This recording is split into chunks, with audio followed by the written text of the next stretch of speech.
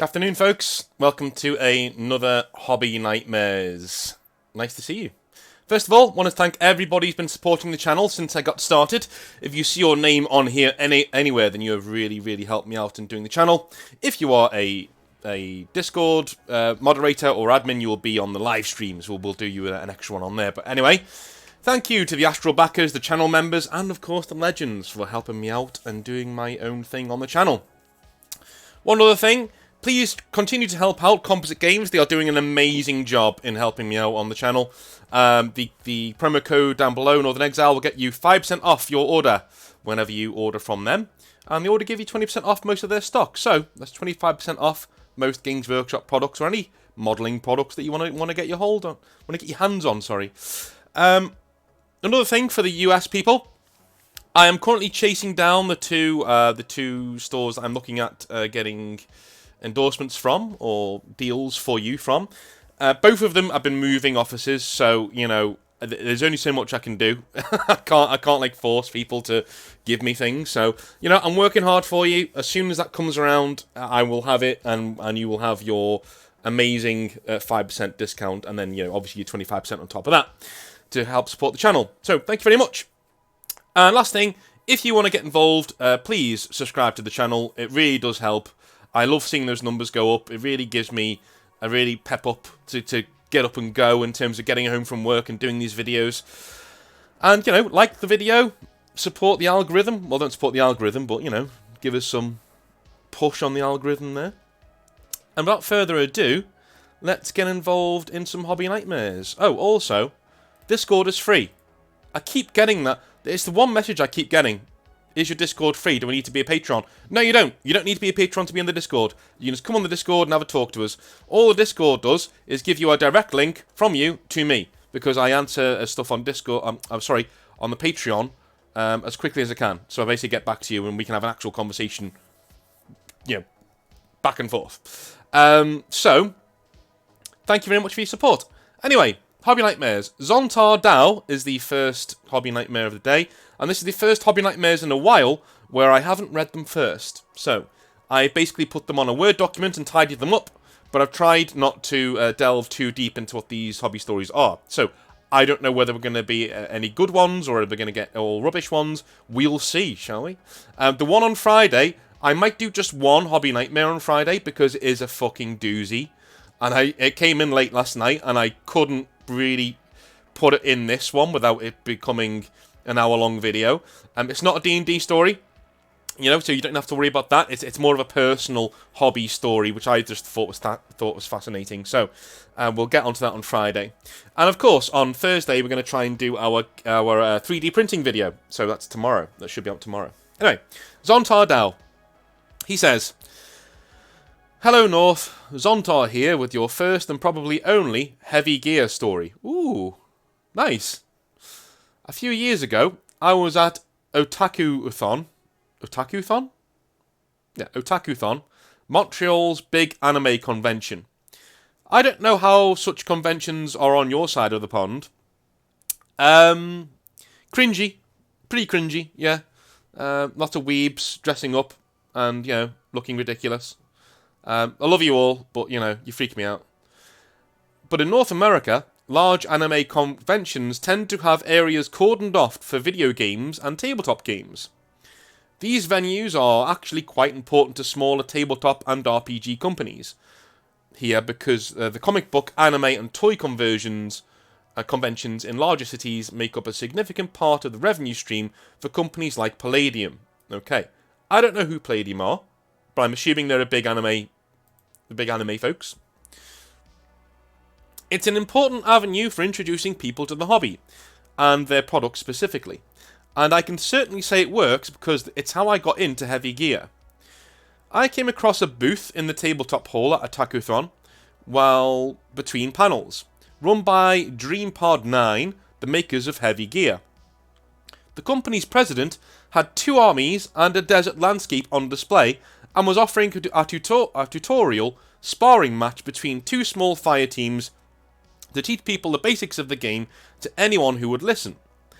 Having free time, I did just that, and got tabled for it. In 3 rounds, due to unlucky dice, I lost all 4 of my mechs, only taking 2 of his with me. I was so unlucky getting 1s and 2s with my rolls that in the second turn, the president actually had us switch dice in case the dice were the unlucky ones. But we all know how often this tends to be the case. The experience was certainly enlightening. About how the game is played, the president was able to take the basics of the rulebook and condensed it into an explanation when we could only wish most YouTube tutorial videos could have. Fucking hell, my voice just went. And when it was done, he gave me a grizzly, a small free mech that the booth was giving away to anyone who did a tutorial match. Then pointed me to a vendor's booth across some gaming tables that was selling heavy gear sets. Suffice to say, I bought 4 armies that weekend, and I've since bought a few more, and got my friends into it when they wanted something fresh to play a few years back when Warhammer was getting a bit stale for us. Heavy gear certainly isn't for everybody, the setting isn't particularly interesting, and the miniatures aren't inspired. Jesus. You're not really driving home the marketing here, my man. It's certainly no direct competitor to 40k or Battletech in those fronts. But as a tabletop wargame, I absolutely love it because it's well balanced and hits what I personally think is a good middle ground between simplicity and complexity. I love the settings of 40k and Battletech, and the side games like the RPGs for both. But as a pure wargame, I place mechanics above all, though I understand why many see things differently. Thought I'd share this since Hobby Nightmares could always do with some positive stories to help balance out the negativity. Best regards from the colonies. Yeah, so some people do feel that way. They feel like, hey, balance is more important to me than having a game that is based in, a wonderful, deep, rich lore, and having really nicely done models. I completely get that. I would say, what's to stop you from using the Battletech rules or the heavy gear rules, if they are quite balanced, with 40k mechs? Mechs that look really, really good. That, cost a bit more, but look amazing. I don't think there's anything stopping you from doing that. But yeah, I'm glad you found a game that was right for you. Heavy gear does sound interesting. I think some of the mechs look... I had looked at them before. They look not that bad. Heavy... Let's have a look here. Heavy gear mechs. Oh, they look pretty good. I don't see what's wrong with them. Yeah, bit bulky. If you're watching the video now, just type that into Google and have a look for yourself. But, yeah, they look pretty cool. I like them. Look a bit like Tau. Chunky Tau. Cool. Samurai mechs are always cool. So, yeah, I'm glad you found a game that's right for you. And sometimes people like games like that. Like, I've started to get into Kill Team. Mainly because I just love the simplicity. I love the fact that it's over in 45 minutes. I just played a game with a friend of mine that Charlie was at. Charlie 1-3, I think. Over the weekend, and yeah, it went for like 3 hours, but it really went for nearly 5 because you spend an hour talking at the start, getting yourself ready, getting your models out, and then you take like a half an hour break in between because it's quite draining. So it goes on for nearly 5 hours, and by the end of that, you just don't want to play 40k anymore. You want to talk about it, sure, but you're done with 40k. You're literally done. You've had enough. How people do tournaments, I will never know. Because doing several battles a day, I'd want to just sleep for a week afterwards.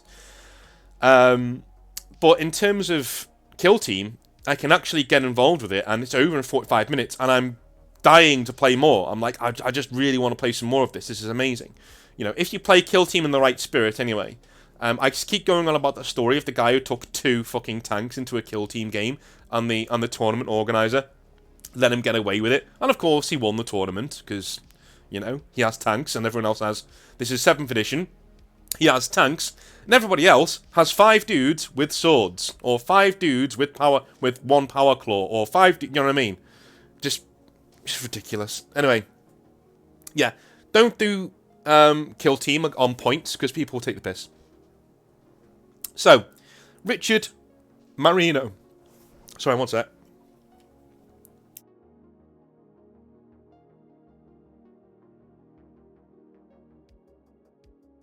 Some of that. Richard Marino. You can probably hear my voice going there. Hey Northern, Rich here. I have been listening to your content and thoroughly enjoying it for a while, and decided to take the plunge and relate my own wargaming nightmare story. Cool. This is an X-Wing story, but you and your audience will appreciate it, and it definitely speaks to a problematic gamer type you have mentioned several times.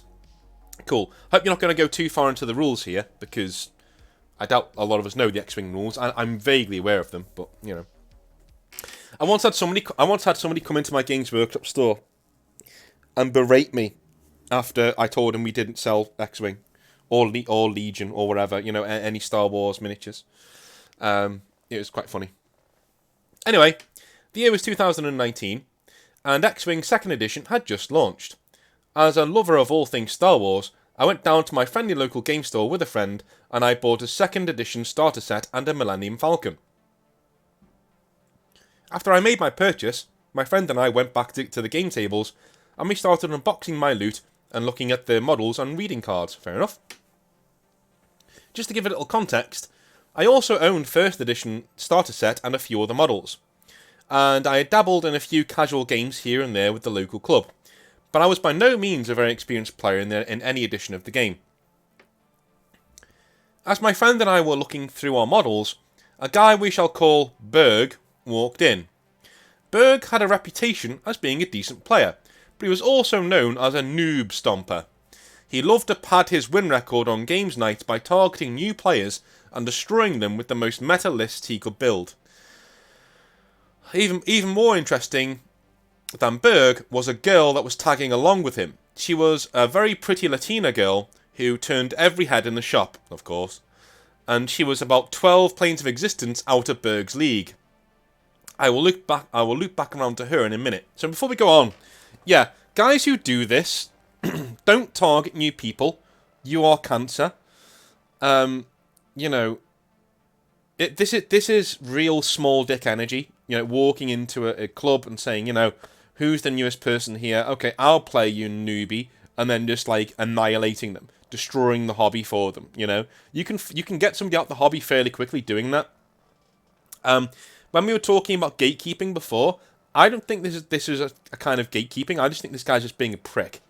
I don't think he's purposefully trying to stop people from coming into the game. I think he's just trying to pad his win record, as he's saying there. But don't be a Berg.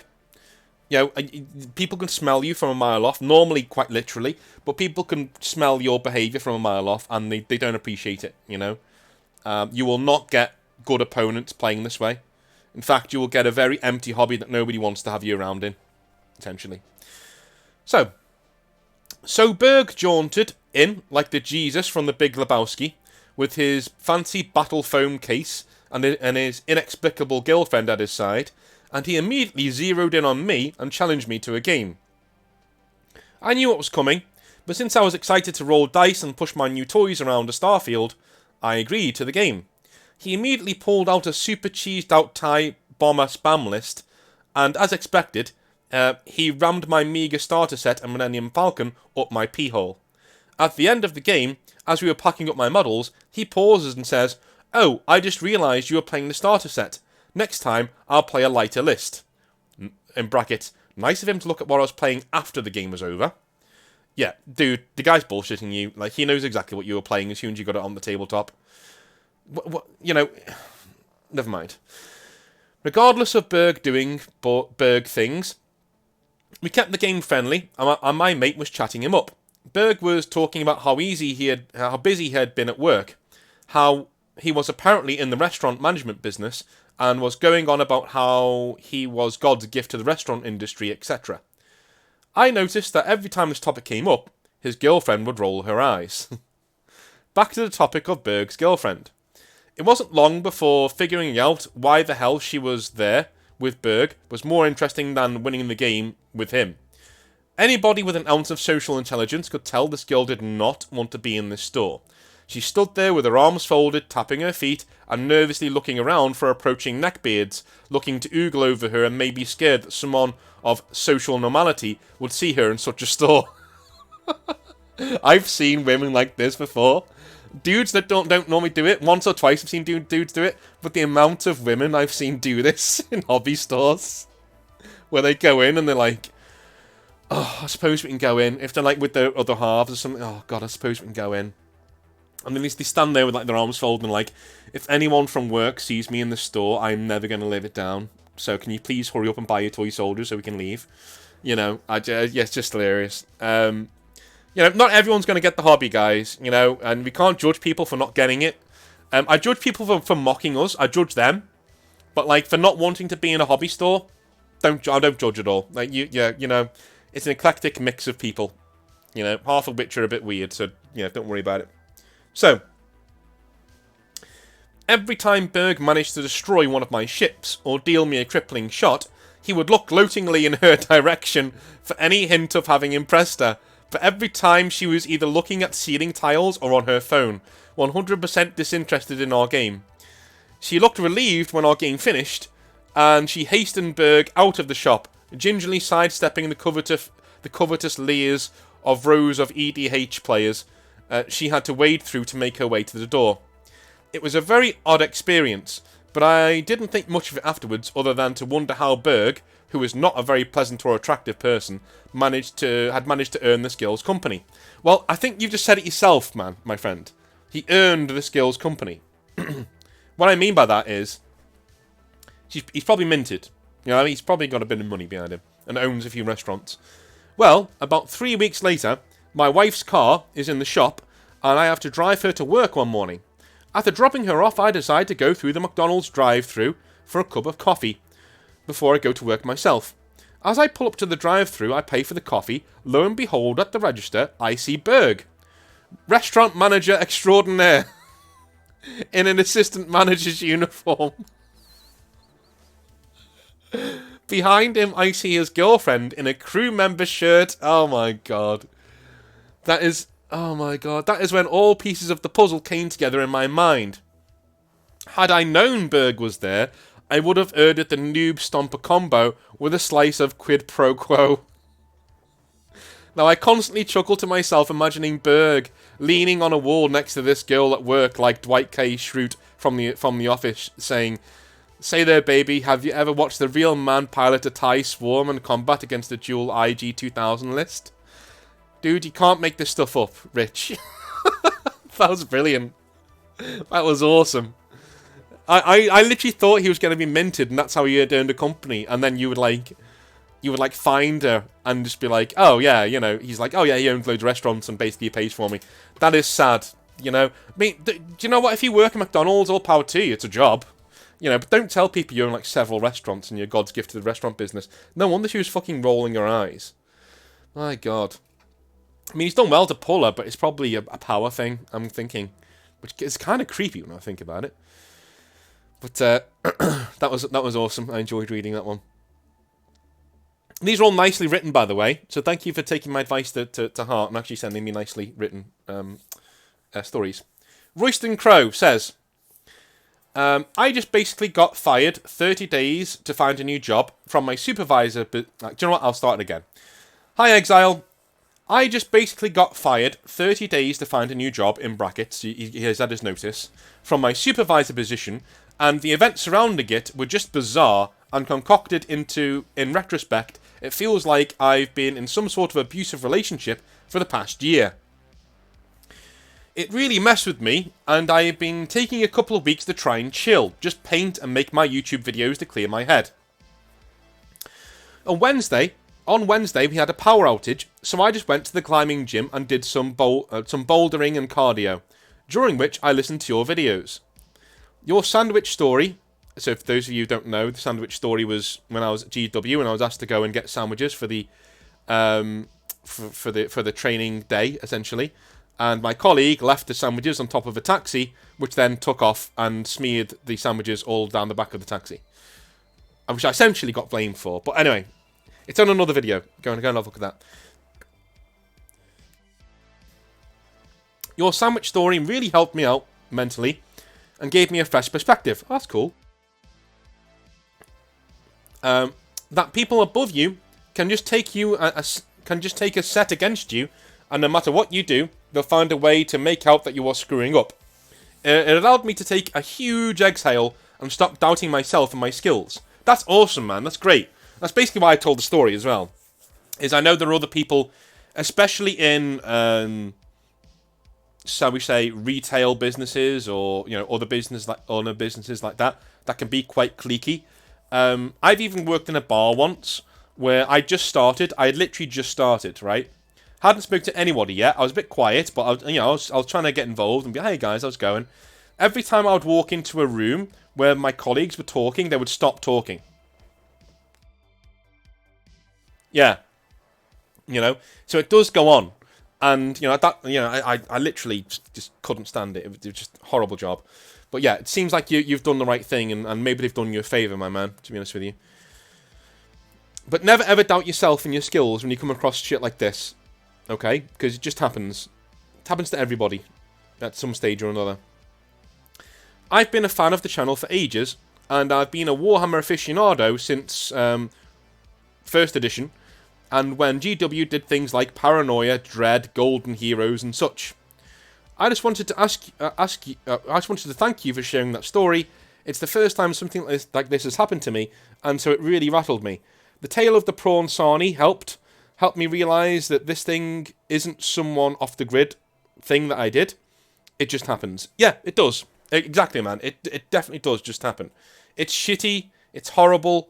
And we all hate it, but it does just happen. So thank you for your message and yeah, excellent, lovely stuff, brilliant.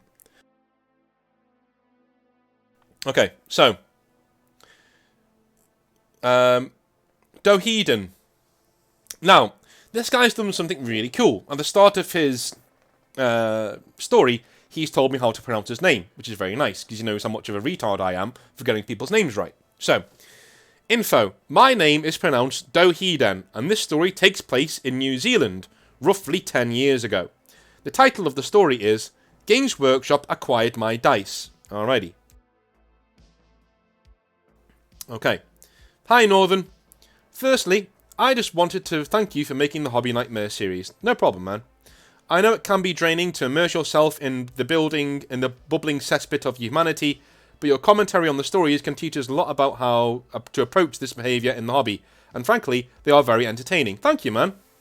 Every now and again, we get snarky comments on the channel, so it's nice when you get actual effort letters come in. People put effort into it and they actually give you that shot in the arm. So thank you very much. The story. I started playing Warhammer 40k when I moved city for university.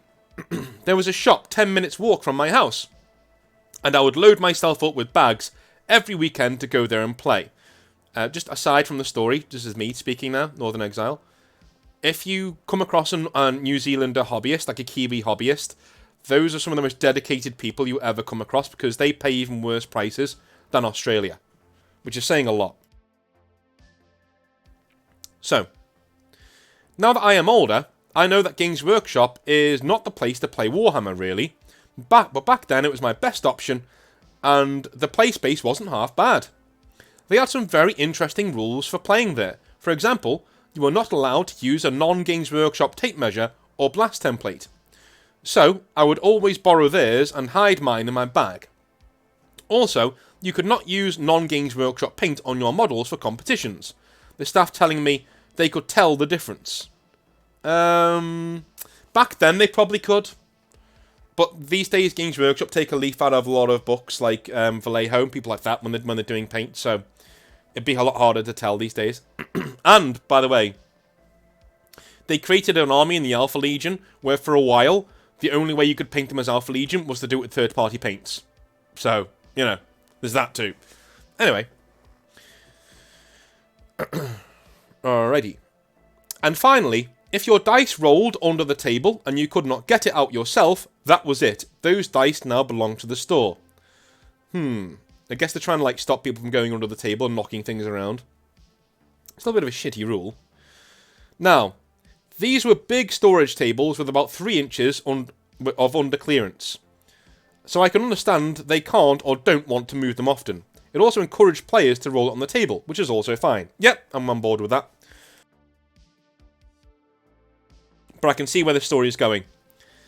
I had purchased myself some items needed to play at home, and would also use them in store, including a blast template, which I wasn't actually allowed to use in store, objective markers, and a square plastic dice-shaped container of dice.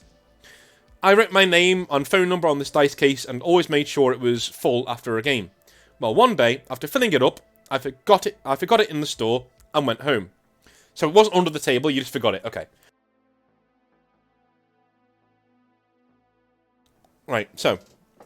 Now, most people would assume that someone would see the contact details and put the dice case behind the counter until I returned the next week. However, when I did, I found the case open and empty on the table, dice strewn about the tabletop.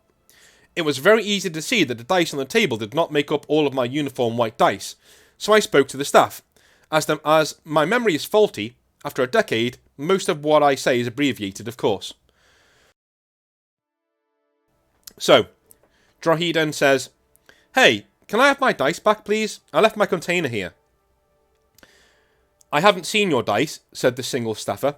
It was pretty obvious that people had been playing with my dice all week, and one or two things had happened. One, no one had seen my name or number on the dice case. Two, no one had cared. Okay.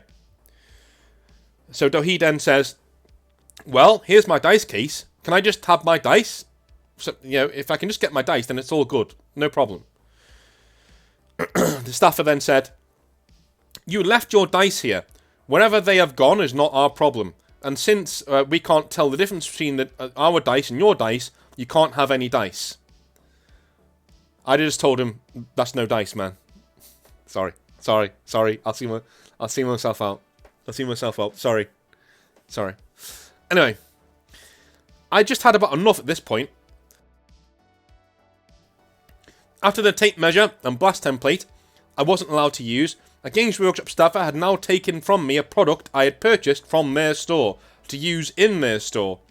I remember telling them that I wrote my name on the container to avoid this very thing from happening, and showed my name to him that was clearly visible. I can't remember exactly, but it wasn't until I mentioned emailing the website about it that something finally changed.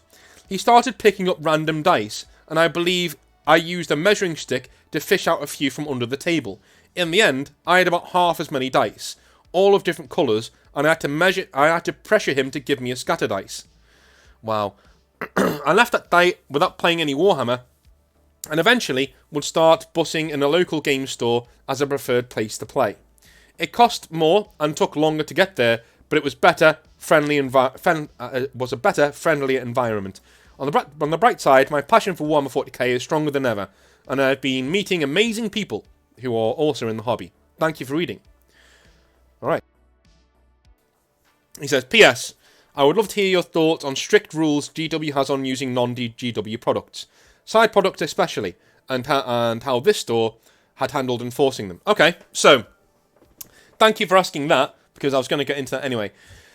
If I'm the store manager or anybody working in this store, I literally just lost you another product, like exactly the same product. There you go. Because I'm telling you now, we don't care about the peripherals. We couldn't give a shit about tape measures, about dice, or anything like that. I just give them away. It's fine.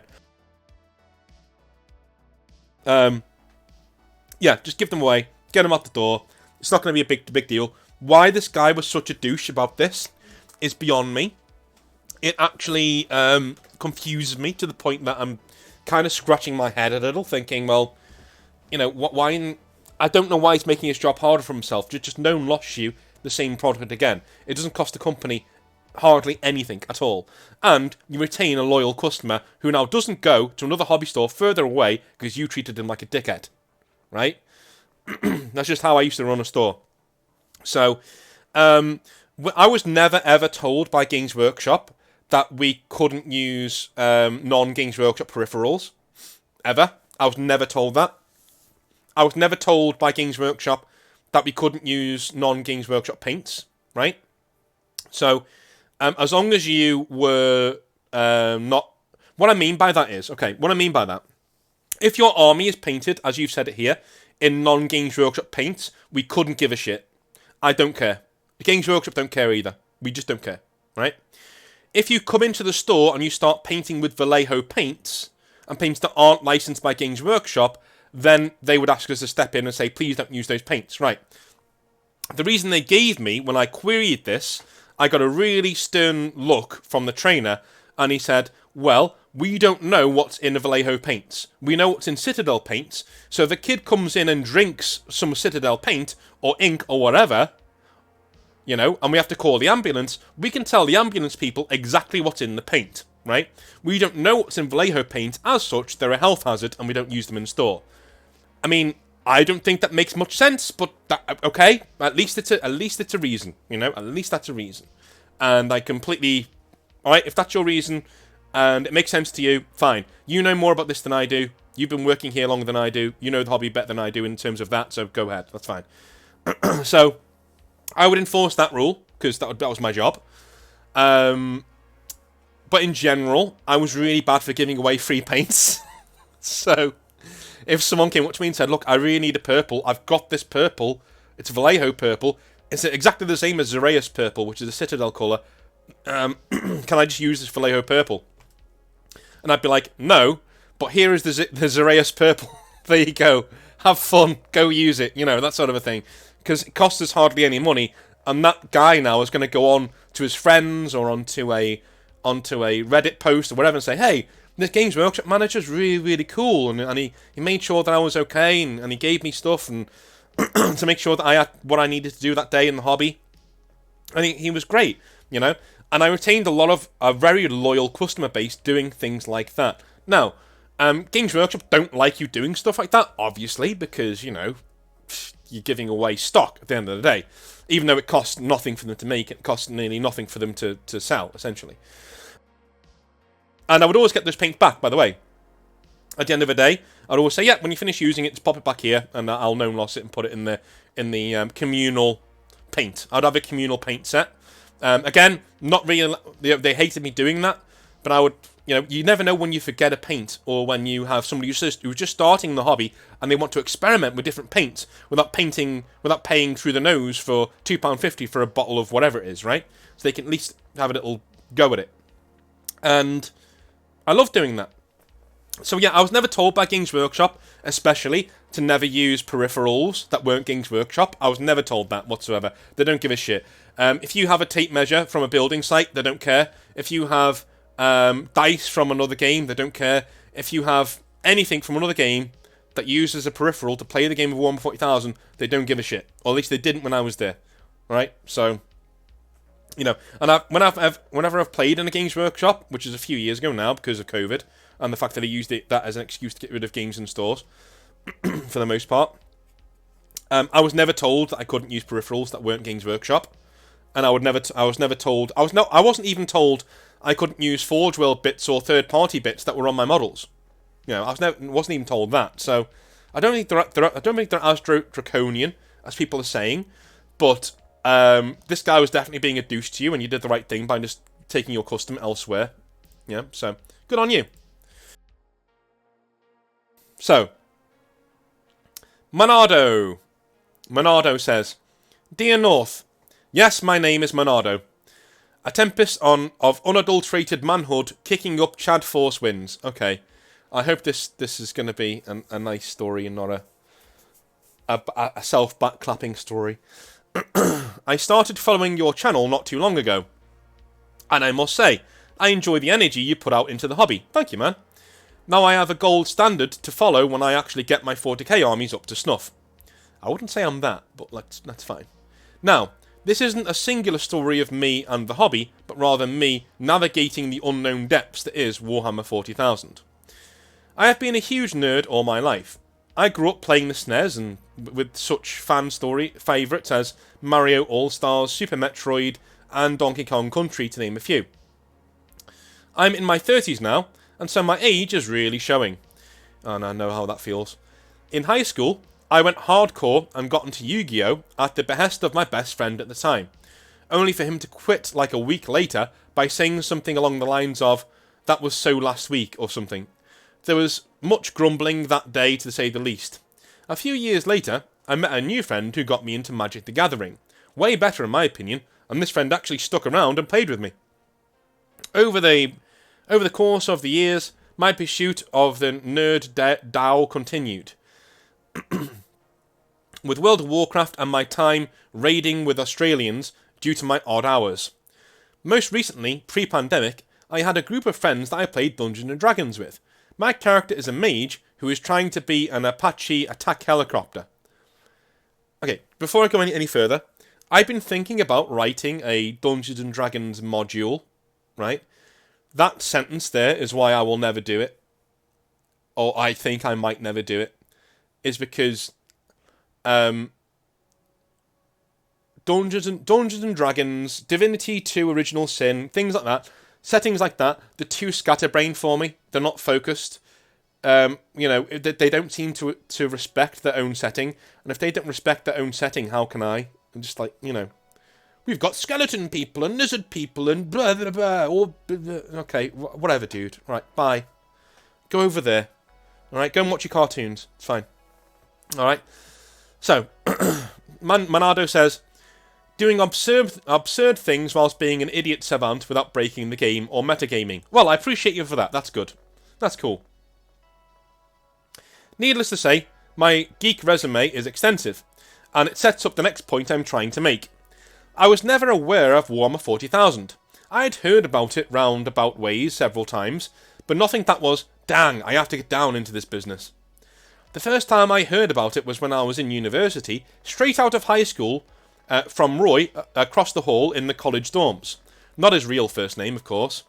Roy was a nice guy, too nice, to the point that it got a bit cringe. One day, Roy and someone who could not tolerate him got to talking about... Roy and somebody who could tolerate him got to talking about 40k when I was around, and Roy made mention of playing 40k against Robin Williams' Pink Orcs. I thought that sounded interesting, and that Robin Williams must have made things pretty fun. Nothing to get me hyped, though. My next dip into 40k was Dawn of War 3. At the time, I thought it looked really cool, and went ahead and bought it. When waiting for the game to load, I remember seeing the Games Workshop logo and thinking, they must be an indie game developer or something. The gameplay was lackluster, and switching between the factions every level annoyed me so much that I put the game down. Yeah, that was something I hated too. I ended up watching the story cinematic on YouTube because I did like that Chad Gabriel Angelos with his giant old hammer. I also liked the Orc and his shenanigans. The Eldar were a bit meh for me though. Even at the time, I had no idea 40k was its own IP of stolen ideas. Which of course it is. It wasn't until a few months before the Fire Nation attacked, the pandemic, that I stumbled on a Lewittin video. Aha! I went down the rabbit hole. Yeah, I knew something like this was coming. I knew Lewittin would be in here somewhere, or something like that. Maybe Voldemort, Lewittin, or whatever. I knew. And what Lewittin does really well is he does a chronological explanation of the Warhammer 40,000 universe. That's really in depth. Nobody else does that. Not Oculus Imperia, not Voldemort, nobody. There may be other better lore people out there, but in terms of like giving you like a this happened, then this happened, then this happened to set up the entire Warhammer 40,000 universe, you can't get better than Lewittin. He's really good at that shit. Anyway. And I wish I had learned of 40k sooner. No shit, Sherlock. Yep. The over-the-top themes, the legendary heroes, the rampant evil, and the chance to tell a story with friends while being utterly absurd. My inner nerd had found his mecca. I really like the IP of 40k. But GW as a company needs better practices, many of which you have discussed, North. The one that gets me is the limited visibility of 40k. Especially banning fan content from YouTube. I was upset to see if the Emperor has a text-to-speech device thrown in the towel, only for all the official content to go over to Warhammer Plus, which I subscribe to, but I found truly disappointing, and I've already unsubbed to. Damn that Vindicator model and its alluring curves. Right, yeah, I mean, Warhammer Plus, from what I've heard, I kind of boycotted it myself. I didn't want to use it, but from what I've heard, it's pretty shitty. There are a few really cool things on there, but in all honesty, Games Workshop could have put them on YouTube and put them behind a paywall, and people would have paid it. You know, and still kept text-to-speech device and things like that. Wouldn't have been a problem. I would love them to do like an Adult Swim 40k channel. You know, where text-to-speech device is. So go and pay Brother Alpha Booster to do it under your umbrella. It wouldn't be as cool anymore because obviously, you know, it's Games Workshop doing it. But at least he would get to do his shit, which is really, really good. This takes me to my first and only visit to the nearest Games Workshop store. I live in a rural area, and so to get to the nearest Games Workshop, I need to drive a good 25 minutes or so, a little bit out of the way. That day, I was going to pick up more minis for my army of custodies. At this point in my journey into the hobby, I knew of all the factions and could make a choice for what I liked best. Originally, I picked up Space Marines. Whilst respectable, it wouldn't have been my first choice. Another strike against Games Workshop in my opinion for not showcasing more variety. I would have gone Custodes or Necrons right off the bat for my army choices.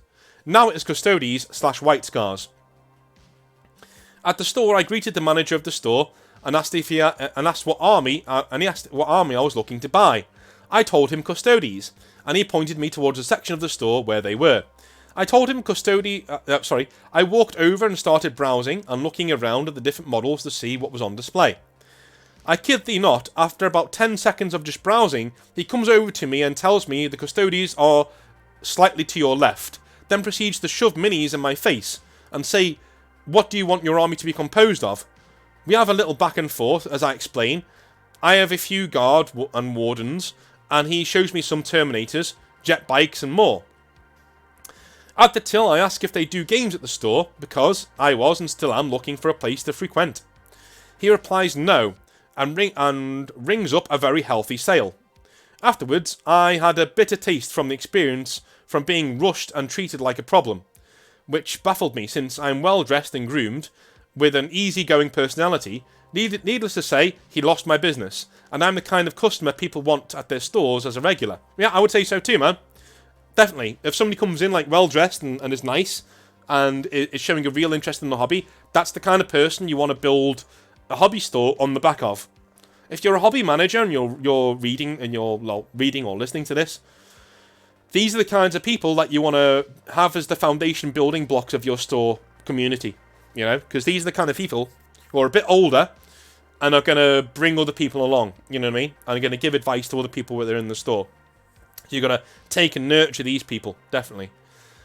To end on an amusing note, here is something more upbeat.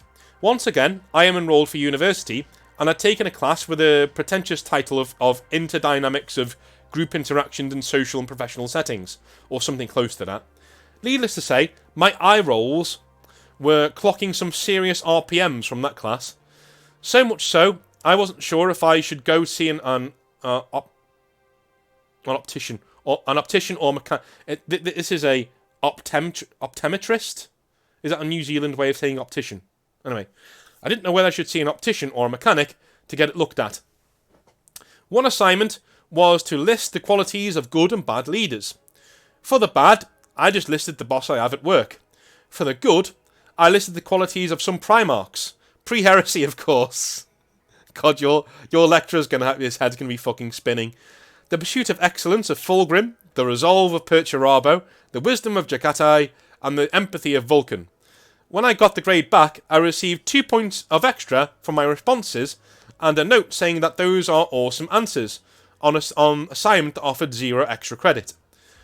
Anyway, those are my hobby stories, and if I get more, we'll send them your way so the community can enjoy them, just as I've enjoyed theirs. Looking forward to you getting a miniature partner stateside so I can help the Astral Blades with some sweet rides. If I am ever in the UK, I will totally buy you a pint of your choosing. Cheers, man. Keep up the good work and making the hobby much better. Warm fuzzles to you, mate. Sincerely, Monardo. Thank you, Monardo. That was awesome. Yeah, I'm working on getting US partners soon. I'm sending out emails. I'm waiting back to hear from the one that I really want. But they've just moved offices, as I've said. So I think everything for them is completely up in the air right now. So until they get situated, they're not going to be able to get back to me. But it's a waiting game right now. I put out the feelers. I keep putting out the feelers, and I'm waiting for someone to bite and say, hey, let's give your customers, well, not customers, let's give your subscribers that are in the US the same deal as the ones in the UK, you know. But thank you. If you're currently helping out Composite Games, thank you very much, because the more you help them out, the more I can take stuff to our people on stateside and say, hey, you guys should give me stuff. You guys should let the channel grow, things like that. Give my guys some love, some discounts. So anyway, thank you very, very, very much for watching. If you like what I do, please help out Composite Games in the link down below. Northern Exile is your promo code. That would really help out the channel going forwards. And, you know, you help the Astral Blades grow, and you will help me get some prizes for our prize draws. Our next prize draw is on the 17th, and all the people listed here are already entered into that prize draw. So there aren't that many people in the prize draw. You've got a much better chance of winning something in the early days before these numbers start to grow.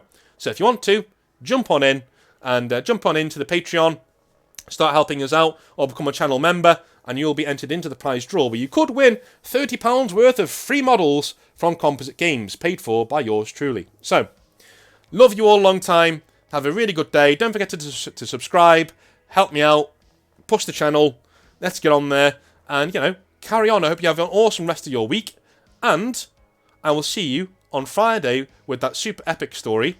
And I will see you hopefully tomorrow. I should have time, hopefully tomorrow, to record the 3D printing video. So, see you then. Love you a long time. Have a good one.